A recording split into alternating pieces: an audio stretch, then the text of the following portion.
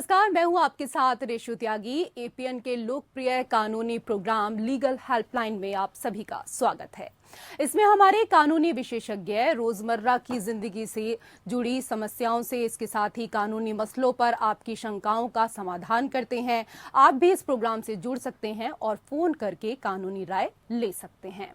आज हम आपको जनहित याचिका से जुड़ी जानकारी देंगे। जनहित याचिका को पब्लिक इंटरेस्ट लिटिगेशन या पीआईएल भी कहते हैं। ऐसे जागरूक लोग जो कानून के माध्यम से समाज की विसंगतियों को सही करना चाहते हैं या समाज में सकारात्मक परिवर्तन लाना चाहते हैं, उनके लिए जनहित याचिका एक शक्तिशाली साधन है। क्या आप अपने आसपास में घटित होने वाली विभिन्न घटनाओं से नाखुश हैं या परेशान हैं, या आपको लग रहा है कि सरकार की नीतियों से मानव अधिकार का उल्लंघन हो रहा है, सामाजिक अन्याय हो रहे हैं? अगर आपको ऐसा लगता है तो आपको जनहित याचिका के बारे में जानना बहुत ज्यादा जरूरी है। जनहित याचिका के तहत भारतीय कानून में सार्वजनिक हित की रक्षा के लिए मुकदमे का प्रावधान है। अन्य सामान्य अदालती याचिकाओं में अलग इसमें यह आवश्यक नहीं है कि पीड़ित पक्ष स्वयं अदालत में जाए। यह किसी भी नागरिक या स्वयं न्यायालय द्वारा पीड़ित के पक्ष में दायर किया जा सकता है। जनहित याचिका में अब तक के बहुत से मामलों में सफलता मिली है।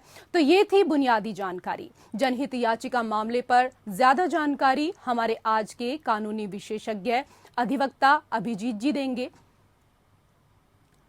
तो पीआईएल से जुड़ी तमाम कानूनी पहलुओं की जो जानकारी है, अगर आप जानना चाहते हैं, आपका भी कोई सवाल है, तो आप हमें फोन कर सकते हैं। लगातार आपकी टीवी स्क्रीन पर जो नंबर चल रहे हैं, उन नंबर पर आप कॉल करें। हमारा नंबर है 0120612793 दूसरा नंबर है 0120612793। तो जनहित याचिका से जुड़ी जानकारी के लिए आप कॉल कर सकते हैं।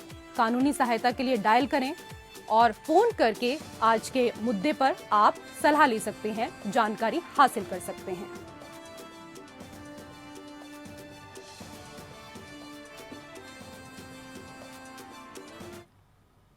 और अभिजीत जी हमारे साथ जुड़ गए हैं। अभिजीत जी, सबसे पहले तो स्वागत है आपका हमारे खास कार्यक्रम लीगल हेल्पलाइन में। नमस्कार जी सर, मेरा सबसे पहला सवाल ये है कि हमारे तमाम दर्शकों को बताएं कि जनहित याचिका क्या है, कैसे इसकी शुरुआत हुई? एक्चुअली हम लोग का जो लीगल प्रोसीड्योर है, हम लोग जो कोर्ट में केस फाइल करते हैं, दर्ज करते हैं, तो कभी कभी ऐसा हुआ कि हमारा पर्सनल इंटरेस्ट के अलावा भी हम लोग किसी के लिए कोई केस फाइल कर सकते हैं। तो उसमें हमको ये देखना है कि इसमें पब्लिक इंटरेस्ट क्या है। मतलब मेरा इंटरेस्ट छोड़ के हमारा दूसरे जो नेबर है, जो हमारा परिचित आदमी है, इनके लिए अगर हमको कुछ करना है तो उसी में हम लोग कर सकते हैं। तो ऐसा एक प्रावधान तो हमारा था नहीं कभी। तो जैसा सिचुएशन आया, ऐसा देखा कि कई बार ऐसा हुआ कि हम लोग को जो जेल में भेजते हैं आसामी को ज्यादा मुजरिम को, तो उसमें बहुत मुजरिम है जो जिनका लीगल एड नहीं मिलता है, लीगल सपोर्ट नहीं मिलता है, बिना विचार बिना कुछ कारण से वो लोग जेल में बंदी रहते हैं, कैद रहते हैं जी। तो इसी के चलते कोई एडवोकेट लोग उन्होंने सोचा कि भाई हमें इन लोगों के लिए कुछ करना चाहिए। तो पहला एक SI PIL दायर हुआ था 1979 में, जहां पे बिहार में कुछ मुजरिम को जेल में था, जो उसी जेल में इन लोगों का जमानत नहीं मिल रहा था। तो बहुत दिन से ये लोग जेल में है, तो इनके लिए क्या किया जाए। तो ये सारे क्वेश्चन जुड़ते हुए एक PIL दायर हुआ था। ये पहला PIL था जहां पे दूसरे के लिए, मतलब खुद के लिए नहीं, दूसरे के लिए किसी का इंटरेस्ट देखकर कोई रीट पिटिशन फाइल होता है, तो उसी को PIL कहते हैं अभी, पब्लिक इंटरेस्ट लिटिगेशन। जी, जैसे कि अभी आपने सर बताया कि जनहित याचिका जो है वो कोई भी दायर कर सकता है, लेकिन इसका प्रोसेस क्या है, कैसे दायर की जाती है ये? जैसा कि मान लीजिए कोई एक याचिका हमको करना है, तो उसी में हमारा पास कोर्ट फीस चाहिए कोर्ट में केस फाइल करने के लिए। तो इसके चलते सुप्रीम कोर्ट ने ऐसा सुविधा दिया है कि आप चाहे एक लेटर लिख के दे दो जी, chief justice of supreme court या तो chief justice of respective high court, वहां पे अगर वो जज साहब चीफ जस्टिस जो है वो लेटर को जब उसको देखेगा, जब उसको पढ़ने के बाद उसको लगेगा कि भाई इसमें कोई जनहित इंटरेस्ट इसमें लगा हुआ है, तो वो उसी लेटर को ही वो एज ए पिटिशन PIL करके वो ट्रीट कर सकता है। ये चीफ जस्टिस की क्षमता है, चीफ जस्टिस खुद इसको ऐसा ट्रीट कर सकते हैं। जी, सिर्फ एक लेटर से काम चल जाता है सर, या फिर कोई खास फॉर्मेट भी है? नहीं, ऐसा तो मान लीजिए कोई, जैसा हम पहले ही बोला कि ये मैटर जो है, ये मैटर हमें मान लीजिए कोई दूसरे की इंटरेस्ट के लिए हम लोग करते हैं जी, तो जब अभी दूसरे की इंटरेस्ट के लिए करते हैं तो ये कोई आपका कानूनी परिभाषा आपको जानकारी होना ही है, ये कोई बात ही नहीं है, क्योंकि इसमें आपको जानकारी, कानूनी जानकारी नहीं भी हो सकता है। तो इसीलिए इन्होंने क्या किया कि इन्होंने आपको एक लेटर देख के आप दे सकते हैं, ऐसा प्रावधान किया। तो इसीलिए अगर कोई लेटर में कुछ काम करता है तो उनके पास फॉर्मेट कहाँ से आएगा फिर? तो ये बात है कि इसका कोई फॉर्मेट की जरूरत ही नहीं है। कोई बंदा अगर कोई भी सिटीजन एक लेटर लिख के चिट्ठी लिख के सुप्रीम कोर्ट के या तो हाई कोर्ट के जज को दे रहे हैं, तो उसमें उनके पास फॉर्मेट कहाँ से आएगा? उनको तो फॉर्मेट की कोई पता ही नहीं, क्योंकि वो तो कानून के बारे में पता नहीं उनका जी। तो यही बात है, कोई ऐसा फॉर्मेट तो कुछ नहीं है।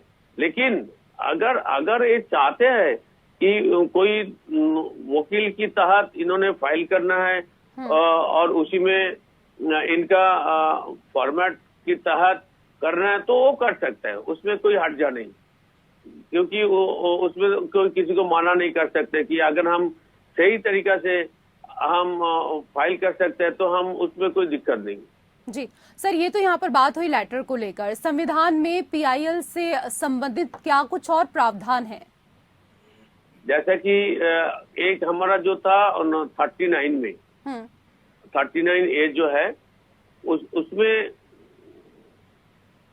उसमें आपको जो प्रावधान था हमारा 39A में कॉन्स्टिट्यूशन में, उसमें उन्होंने बोला था कि आपको फ्री लीगल एड आप दे सकते हैं। तो ये फ्री लीगल एड की जब बात हुआ तो उसी में एक डिस्कशन भी हुआ था कि हमें क्या करना चाहिए। तो उसी में एक प्रावधान आया था 39A पे कि हमें एक कॉन्स्टिट्यूशन में एक प्रावधान क्यों लाया गया।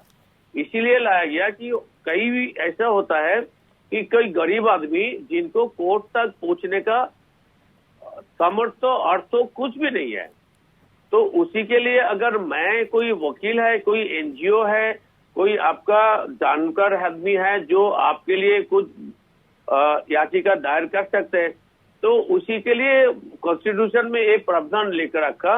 वहां पे उनका एक टारगेट था कि to ensure that opportunity for securing justice, मतलब कोई भी एक बंदा जो गरीब आदमी है उनके लिए कोई विचार सिक्योरिंग जस्टिस को देना है, तो ये सरकार की प्रावधान है, सरकार की जिम्मेदारी है।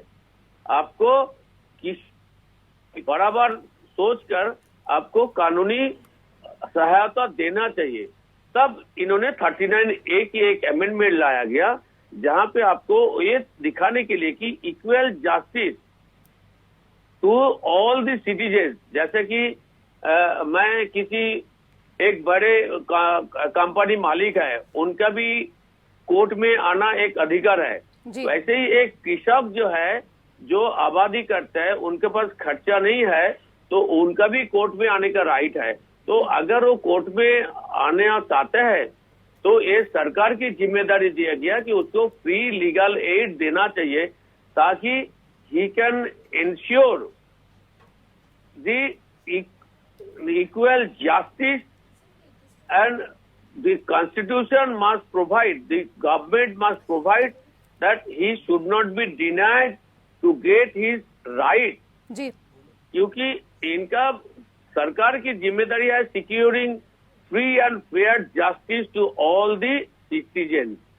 तो इसीलिए कॉन्स्टिट्यूशन में ये भी प्रावधान ले आया अभी कि इनके लिए फ्री लीगल एड क्लिनिक किया जाए, फ्री लीगल एड सोसाइटी बनाया जहां पे सरकार की तरफ से इनको एडवोकेट प्रोवाइड किया जाएगा। अभी रिसेंटली जी ये नया चीफ जस्टिस आया हमारा कल सुप्रीम कोर्ट की, यू ललित जी। तो ललित साहब आने के बाद ही तुरंत इन्होंने एक लीगल सर्विसेज अथॉरिटी में एक अमेंडमेंट लेके आया।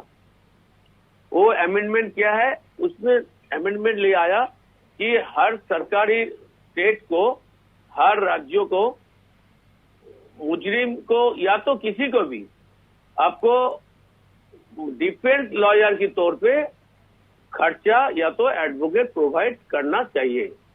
तो एक यू आया कि कभी कभी ऐसा होता था कि प्री लिटिगेशन टाइम पे कोई एडवोकेट नहीं मिलता और चाहे किसी को कोर्ट नहीं जाना चाहिए, लिटिगेशन आपने खुद ही अपियर करके मीडिएशन कर सकते हैं। तो इस टाइम में कोई प्री लिटिगेशन के लिए कोई वकील था नहीं, कोई प्रावधान था नहीं जी। अभी नया एक अमेंडमेंट लेके आया कि defence counsel to be provided to the legal aid clinic और legal aid authority, so that 39A constitution of India में जो इन्होंने बोला कि फ्री लीगल एड और equal justice to the citizen इनको दिया जाए। जी का आप देख रहे हैं लीगल हेल्पलाइन और आज हम बात कर रहे हैं जनहित याचिका को लेकर। अगर जनहित याचिका से जुड़ा आपका कोई भी सवाल है तो आप भी कॉल कर सकते हैं। आज हमारे साथ एडवोकेट अभिजीत जी जुड़े हुए हैं जो जनहित याचिका के बारे में लगातार हमें जानकारी दे रहे हैं। सर, हमने यहाँ पर ये तो आपसे मालूम किया कि किस तरीके से लेटर लिखा जाता है जनहित याचिका को लेकर, लेकिन जनहित याचिका कौन से न्यायालय में दायर की जाती है, ये भी एक अहम सवाल है। जैसा कि हमारा सिविल प्रोसीड्योर कोड और क्रिमिनल प्रोसीड्योर कोड में ऐसा है प्रावधान कि कोई भी सिटीजन अगर चाहे किसी भी मैटर के लिए कोर्ट में जा सकता है, तो वो क्रिमिनल कोर्ट में भी सामने वाला पुलिस के पास जाके कंप्लेंट कर सकता है या तो सिविल कोर्ट में। लेकिन ये जनहित याचिका नहीं होगा। अगर जनहित याचिका तभी होगा किसी का पर्सनल राइट इंफ्रिंजमेंट हो रहा है, तो इसी के लिए सुप्रीम कोर्ट में या तो हाई कोर्ट में ये आपने याचिका जाहिर कर सकता है। हाई कोर्ट में अगर आपको फाइल करना है तो 226 ऑफ द कॉन्स्टिट्यूशन में करना है रिट पिटीशन, और एक ही प्रावधान है सुप्रीम कोर्ट में आर्टिकल 32 में कॉन्स्टिट्यूशन में, जहां पे आपने सुप्रीम कोर्ट में रिट पिटीशन फाइल कर सकता है। जी सर, ये भी बताएं कि ऐसे कौन कौन से विषय हैं जिन पर पीआईएल दाखिल की जा सकती है। ऐसा मान लीजिए कि आपका एरिया में, आपका गांव में, आपका मोहल्ला में आपका रास्ता खराब है, वहाँ पे कोई हॉस्पिटल है ही नहीं, वहाँ पे एक स्कूल होना चाहिए, वहाँ पे रेशनिंग खाना होना, गाय चावल कुछ नहीं मिल रहा है, तो आप अपना इलाका, मोहल्ला या तो लोकेलिटी की भलाई के लिए, वहाँ की जो नागरिक है उनके इंटरेस्ट के लिए ये आप कर सकते हैं। जैसा मान लीजिए आपका मोहल्ला में पुलिस नहीं आ रहा है, आपका मोहल्ला से पुलिस की थाने जो है बहुत दूर है और उसमें किसी का मर्डर हो गया, किसी का रेप हो गया, किसी का कुछ गड़बड़ हुआ, तो इसी के लिए पुलिस कार्रवाई होना चाहिए, लेकिन पुलिस कार्रवाई नहीं कर रहा है। तो इसके चलते आप या तो हाई कोर्ट में या तो सुप्रीम कोर्ट में आपने लेटर लिख के कह सकते हैं कि भाई हमारा इसी एरिया में ऐसा ऐसा काम हुआ, ऐसा ऐसा बात हुआ, लेकिन पुलिस नहीं आ रहा है या तो पुलिस की कोई कार्रवाई नहीं हो रहा है, तो कोर्ट आप आदेश दिया जाए ताकि इसके कार्रवाई हो जाए, तो तब ऐसा आप कर सकते हैं। जी, हाई कोर्ट और सुप्रीम कोर्ट की आपने बात की, इसी सवाल पर मैं यहाँ पर आ भी रही थी कि जनहित याचिका दायर करने की हाई कोर्ट और सुप्रीम कोर्ट में प्रक्रिया क्या है। जिला अदालत में क्या पीआईएल दाखिल की जा सकती है? कहाँ पे? जिला अदालत में। नहीं जी, और मैंने आपको पहले ही बोला जी कि जिला अदालत में आप चाहे, हमारा प्रोविजन है सीआरपीसी में भी एक है 147, 148 में, किया तो 143, वहाँ पे आप क्या कर सकते हैं कि चाहे आपका वहाँ पे एक रायट बनने का संभावना है आईपीसी में जी। और या तो आपको वहाँ पे कोई एक गलत तरीका से कुछ कार्रवाई हो रहा है, एक होटल में वहाँ पे ब्रोथेल चल रहा है तो आपको नहीं पता, तो ये आप पुलिस को कंप्लेंट कर सकते हैं। तो ये भी हो गया, जिला अदालत में कंप्लेंट हो गया।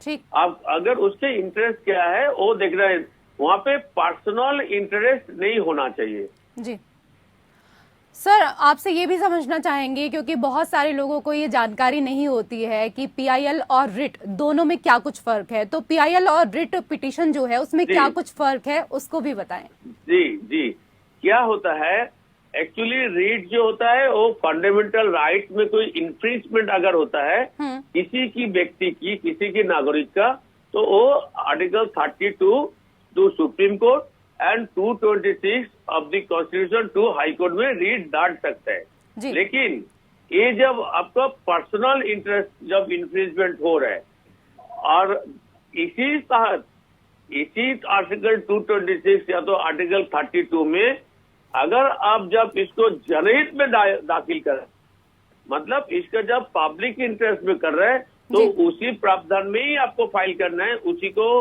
रीट कह सकते हैं, लेकिन not writ, it is a PIL.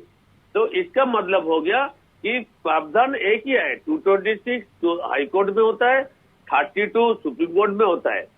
अगर ये आप कोई पर्सनल इंटरेस्ट या तो किसी इंडिविजुअल की, किसी नागरिक की फंडामेंटल राइट इंफ्रिंजमेंट हो रहा है, इसी के तहत आपको करना है, तो आपको 226 कहा जाता है, इसको रीट कहा जाता है।